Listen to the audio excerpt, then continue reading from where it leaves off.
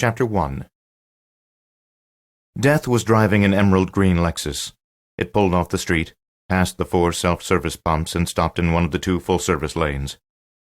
Standing in front of the station, Jac McGarvey noticed the car, but not the driver. Even under a bruised and swollen sky that hid the sun, the Lexus gleamed like a jewel, a sleek and lustrous machine.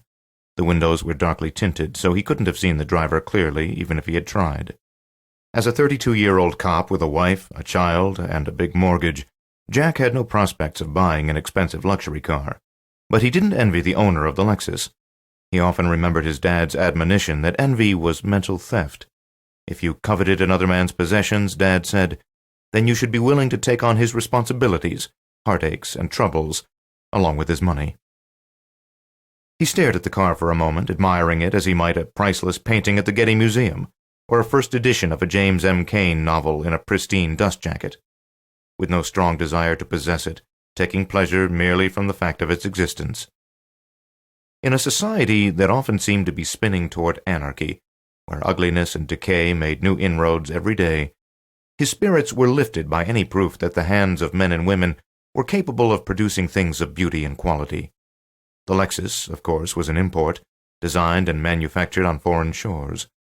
However, it was the entire human species that seemed damned, not just his countrymen, and evidence of standards and dedication was heartening regardless of where he found it.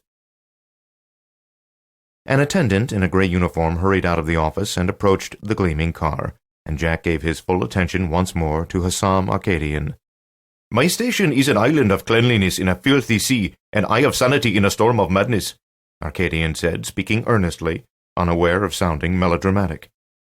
He was slender, about 40, with dark hair and a neatly trimmed mustache. The creases in the legs of his gray cotton work pants were knife-sharp, and his matching work shirt and jacket were immaculate. "I had the aluminum siding and the brick treated with a new sealant," he said, indicating the facade of the service station with a sweep of his arm. "Paint won't stick to it, not even metallic paint.